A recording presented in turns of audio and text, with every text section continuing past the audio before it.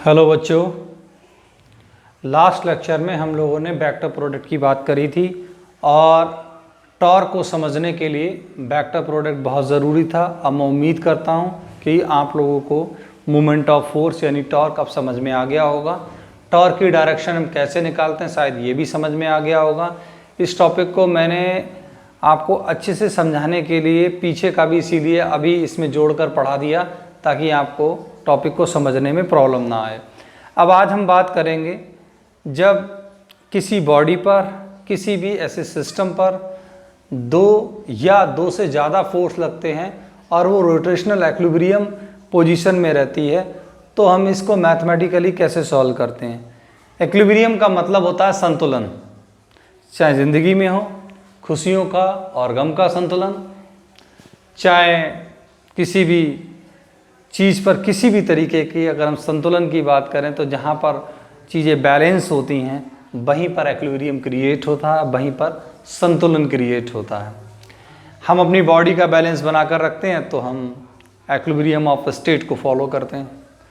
तो इसी तरीके से जब किसी बॉडी पर दो या दो से ज़्यादा फोर्स कुछ इस तरीके से लगते हैं कि बॉडी अपने इक्विलिब्रियम स्टेट में रहती है, रोटेशनल इक्विलिब्रियम स्टेट में रहती है, तो ऐसी स्थिति में उस पर नेट टॉर्क ज़ीरो हो जाता है।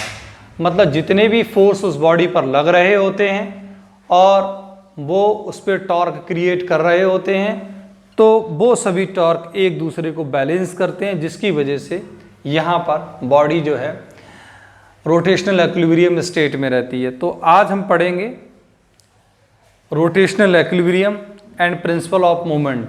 रोटेशनल इक्विलिब्रियम है एग्जैक्टली है क्या? जैसे ये एक बॉडी है और ये बॉडी आप एक तरीके से मान लो कि आपका फिजिकल बैलेंस है जो पॉइंट O पर इसके एक्सिस के अबाउट रोटेट करने के लिए फ्री है, यानी यहाँ पर ये पाइवोटेड है और ये इस तरीके से फिजिकल बैलेंस की तरह रोटेट कर सकती है।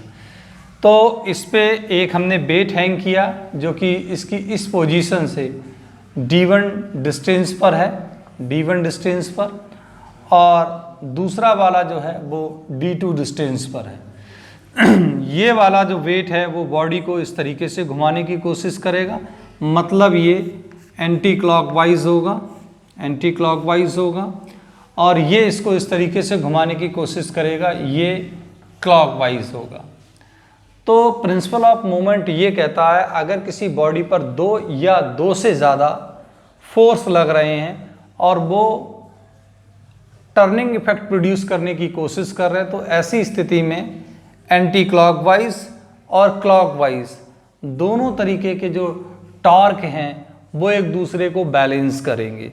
तो यहाँ पर जो इधर वाला टॉर्क है और जो इधर वाला टॉर्क है ये एक दूसरे को बैलेंस करेंगे, मतलब एंटी क्लॉकवाइज और क्लॉकवाइज टॉर्क आपस में क्या होंगे? बराबर होंगे।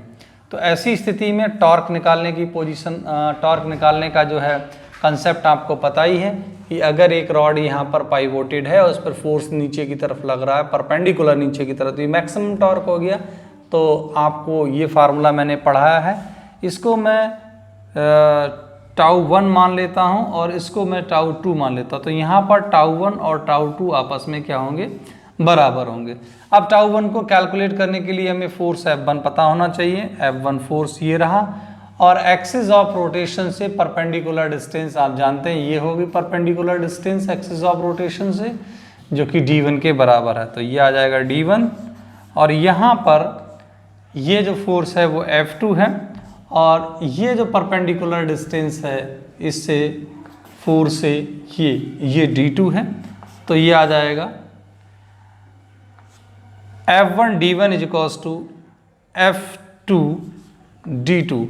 F1 की वैल्यू M1G है, यहाँ पर ये D1 है, और यहाँ पर ये आ जाएगा M2G इंटू D2। आप चाहें तो G से G कैंसिल आउट कर सकते हैं, तो यहाँ पर बनेगा M1 D1 is equals to M2 D2। Force हैं तो फोर्स की वैल्यू डायरेक्टली रख सकते हैं, वेट है, मास है, तो उनको हम इस तरीके से ट्रीट कर लेते हैं। अब दो से ज़्यादा फोर्स भी हो सकते हैं, ऐसी भी पोजीशन हो सकती है कि इधर एक फोर्स लग रहा हो, इधर दो फोर्स लग रहे हों, मान लीजिए यहाँ F3 और लग रहा है, फिर भी ये इक्विलिब्रियम पोजीशन, अब एक नई कंडीशन है, पहले वाली को छोड़कर एक नई कंडीशन आ गई और ये नया सिस्टम है, ये वाला पुराना सिस्टम हो गया, अब ये स्थिति नए सिस्टम की, तो कैसे निकालेंगे? तो भी कोई दिक्कत वाली बात नहीं, यहाँ से परपेंडिकुलर डिस्टेंस d3 हो जाएगा, इधर वाले सारे टॉर्क यानी कि τ2 प्लस τ3 मिलकर बैलेंस कर देंगे τ1 को। τ1 क्या है आपको पता है, F1 d1 है, और τ2 कितना है, τ2 है F2 d2 है, और τ3 कितना होगा F3 d3। इस तरीके से आप इसको निकाल सकते हैं। तो प्रिंसिपल ऑफ मूवमेंट्स एग्जैक्टली कहता क्या है? प्रिंसिपल ऑफ मूवमेंट क्या कहता है, इसको समझ लेते हैं। प्रिंसिपल ऑफ मूवमेंट ये कहता है अगर किसी बॉडी पर दो या दो से ज़्यादा फोर्स लग रहे हैं और वो फोर्स बॉडी पर टर्निंग इफेक्ट डेवलप करने की कोशिश कर रहे हैं, लेकिन फिर भी बॉडी रोटेशनल इक्विलिब्रियम में है, तो इस स्थिति में एंटी क्लॉकवाइज और क्लॉकवाइज टॉर्क आपस में बैलेंस कर रहे होंगे, और वो जब बैलेंस करेंगे तो उनकी मैथमेटिकल इक्वेशन इस तरीके से आती है। अब बात कर लेते हैं ये वाला जो टॉपिक है फोर्स ऑफ कपल का, यानी कि जब एक बॉडी पर दो इक्वल फोर्स लगते हैं और जो कि डिफरेंट लाइन ऑफ एक्शन पे लगते हैं, तो ऐसी स्थिति में क्या होता है, तो कपल को हम कैसे क्रिएट करते हैं, कैसे हम ट्रीट करते हैं। तो यहाँ पर ये एक सिस्टम है, ये दो पॉइंट है, एक पॉइंट ये है, एक पॉइंट ये है, इस पर एक फोर्स लग रहा है तो इसका लाइन ऑफ एक्शन ये होगा, इस पर एक फोर्स लग रहा है तो इसका लाइन ऑफ एक्शन ये होगा। अब ऐसी स्थिति में ये ऑब्वियसली इस पर टर्निंग इफेक्ट डेवलप करेगा, ये एक्सिस ऑफ रोटेशन है इसका, तो ये एक्सिस ऑफ रोटेशन है, तो ये इसको ऐसे करके घुमाएगा। तो इस स्थिति को हम कैसे मैथमेटिकली ट्रीट करेंगे, ये 12th में कई जगह लगेगा, तो इसको आप अच्छे से समझते। एग्जैक्टली देखा जाए ये वाला बॉडी को इस तरीके से घुमाएगा और ये वाला बॉडी को इस तरीके से घुमाएगा। देखा जाए तो दोनों के दोनों फोर्स एक ही डायरेक्शन में बॉडी को घुमाने की कोशिश कर रहे हैं। तो ऐसी स्थिति में जो बॉडी पर नेट टॉर्क होगा वो कैसे लगाएंगे?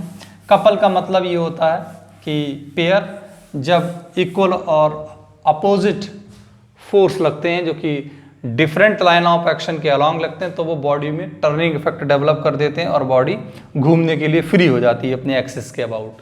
तो ऐसी स्थिति में टॉर्क निकालने का तरीका आप सब जानते हैं, टाउ इज इक्वल्स टू, देखिए अब यहाँ पर अगर हम देखें इस पर टॉर्क लगेगा कितना, तो ये देखिए ये इधर घुमा रहा है और ये इधर घुमा रहा है और बॉडी घूम रही है, तो दोनों torque tau is equals to τ1 plus τ2, दोनों का डायरेक्शन एक ही है, तो इसलिए मैंने इसको ऐड कर दिया।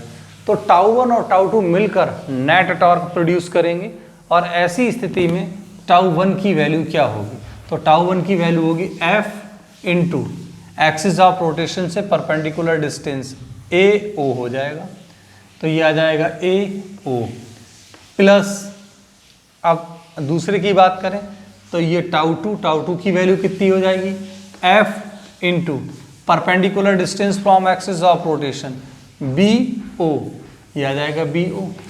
F आप कॉमन कर सकते हैं, तो F इंटू कितना आ जाएगा AO plus BO।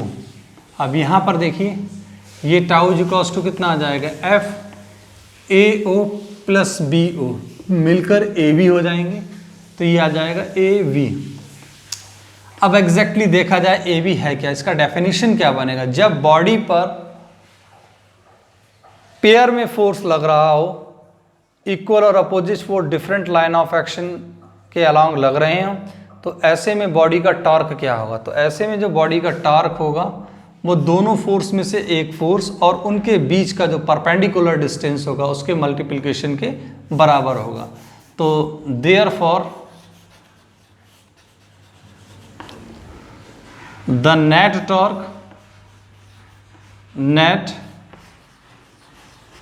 torque act on the body